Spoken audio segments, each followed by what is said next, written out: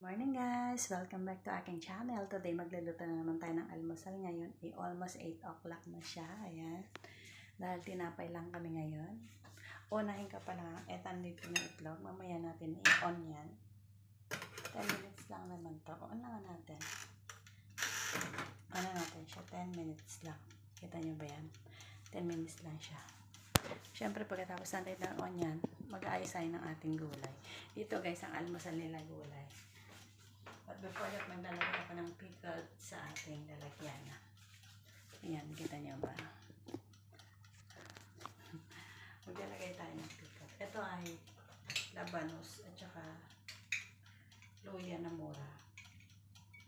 May konting carrot. Sobrang dami. Akin na yan.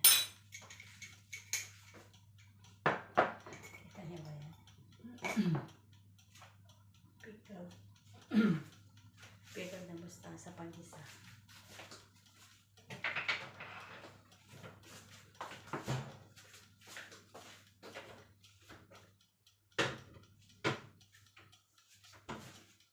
Ano po yung aking gatas? Ito po pinakukulay ng gatas guys. Gatas yan. Ayaw nila na iniinit dito.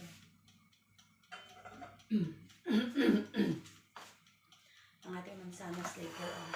Wala sila nabili ng mansanas na masarap. Ito lang ang mansanas kahapon. Kaya ito lang din daw ang nabili nila. Ito kasi, pag binalatan mo na, madali siya mangitim at maasim to. Iba yung lasa nung sa NV na binibili ni Sarah.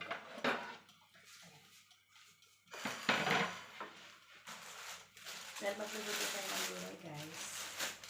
At ang gulay namin ngayon. Kupa lang ako ng 4 na stock. 4 lang. Tignan natin kung kasya ito.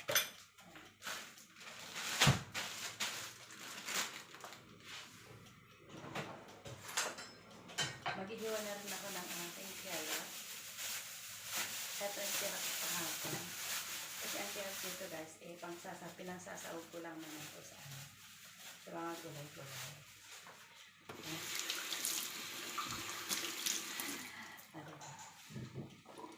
Buka natin ng konti para makita nyo kung ano yung ginagawa natin.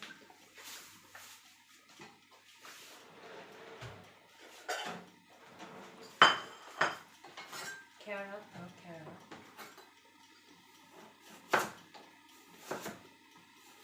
Pampila. Kasi ayaw nila ng carrot masyado. Pampaganda lang talaga ng carrot dito.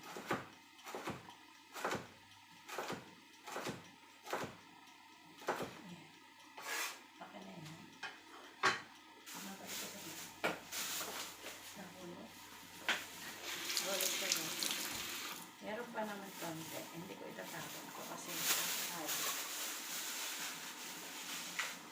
ngayon naman, malapit tayo ang ating celery guys. Kailangan natin balagan para patanggal yung mga ano niya. Sinusunulit.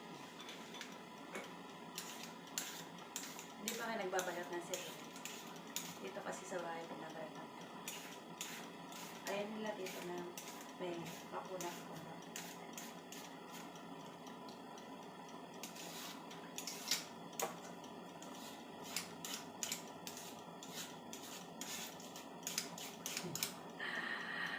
Ganda ko magbalat guys na salad. Dati guys, ginagamitan ko lang ito ng kutsilyo. Pero buti na lang na masanayan ko din ito. May balat namin sa gulay, mapurol na. Ay, ito na lang din ginagamit. Okay lang naman ito kasi gulay naman. Ito naman ito mantika.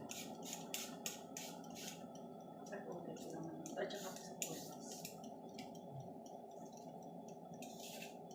Nagtataka kayo siguro guys kung bakit di ko nilagyan ng kanggana ito.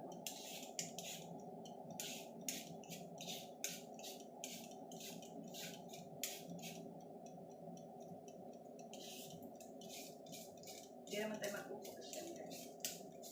Hindi natin ibababad yung gulay dyan sa atin. Kasi natin ang kanyang string. Mas matali kasi tanggalin guys yung string niya. Nabalatan na siya pa. Pwede Sobrang hard. Ayun, i-share ko na may nakakain siya dito. Kasi mahirap siyang umiyak. Dahil matanda na sa amin. Kailangan talaga yung ano. Malambot talaga yung kakain. Gawin natin.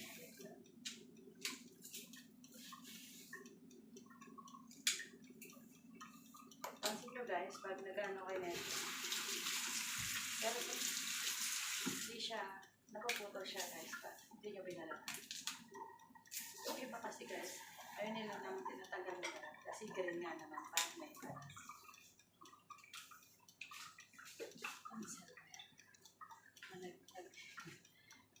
Mas green kasi yun nito guys pag may balat pa. Pag pinalatan mo na siya, magiging like, ano, magiging white na siya. Pero pala guys,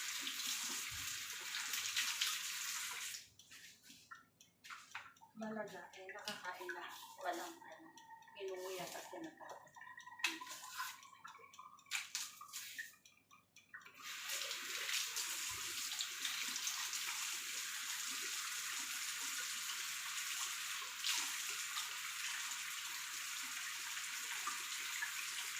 Ano siya. Ano yung ating mga pinagbalatan dito.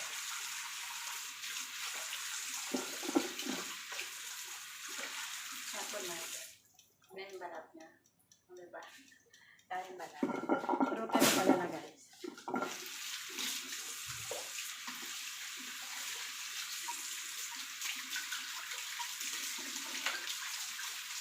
Huwain na natin ang ating sayo.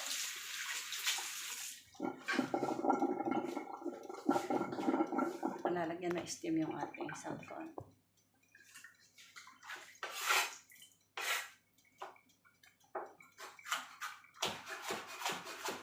Ito lang yung nakakasiyan. Ano guys? Na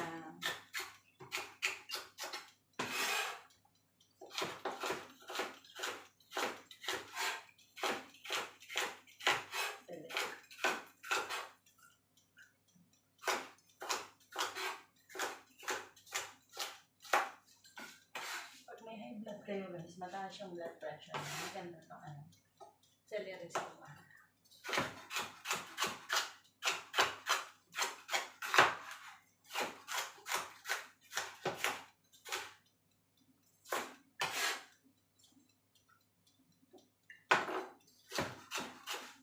Gatas. Ang yung gatas natin.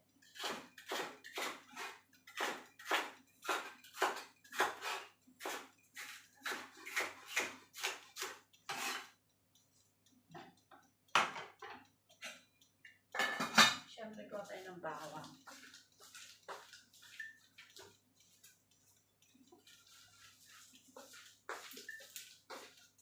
Isang cloves ng mga bawang ang kakailanganin ko dito. Tapos magluluto na. Igisa na.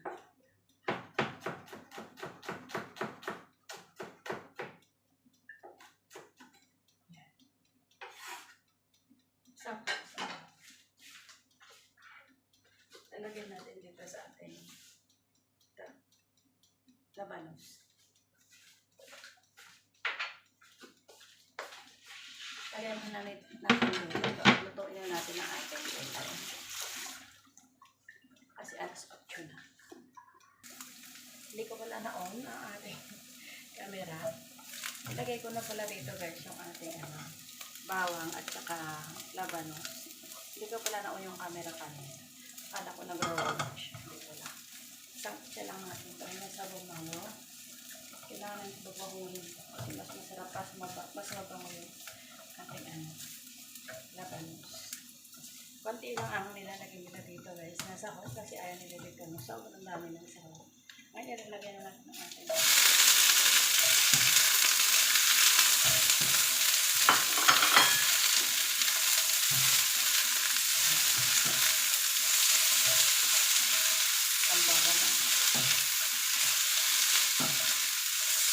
Nandito gusto nila dito guys ang malambot. Kailangan natin talaga ng tubig. Kaya nila ng tubig.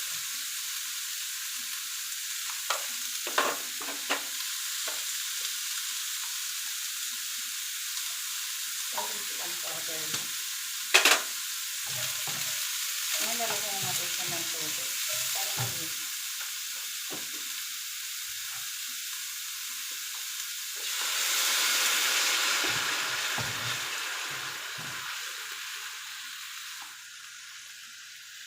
Tataka kayo siguro guys kung bakit ko nilalagyan ng tubig ang mga gulay namin dito. Kasi dito, although ang pinapakain ko guys, kailangan malambot ang pagkain.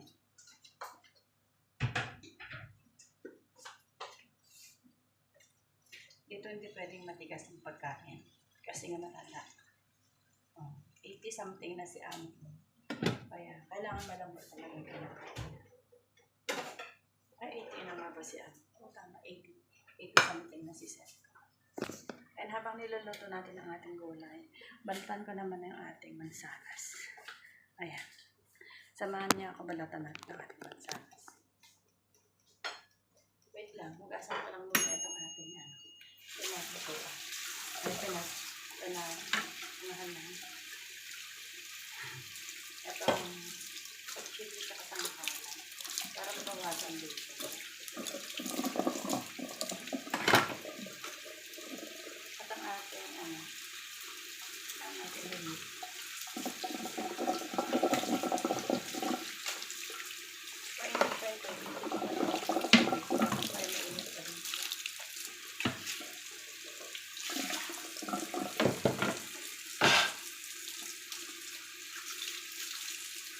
Salamat sa inyong panonood guys. Ito lang po ating trabaho ngayon dito sa amang natin at umaga. Busy ang umaga natin dito guys. Okay. Yan, balikan na natin ang ating mansanas. Ganito lang ang ating pagbabalik ng mansanas. Ayan, kita nyo. Gamitan din natin siya ng peeler. Ito lang din dito guys. Ito kasi mansanas na ito guys, madali siya manilaw. Kaya kung maaari, mamaya ko pa sana ito balatan. Kasi hindi kayo sanay guys na maggamamit ng peeler. Subukan nyo guys. Sa una lang naman mahirap. Mas madali guys pag peeler ang gamitin nyo ay sa kutsilyo. Mas manipis, wala kayong masasayang na laman niya. O, diba? Anyway guys, salamat sa inyong panonood. Have a blessed good morning, good afternoon, good night kung saan man kayo naroon sa oras na ito. Okay? Bye guys. See you next time. Thank you guys for watching. Bye. Kakaiba itong mansanas ngayon guys. Maninilaw to, kaya lalagyan ko to ng tubig na may asin. Yan, perfect. Bye. Bye guys.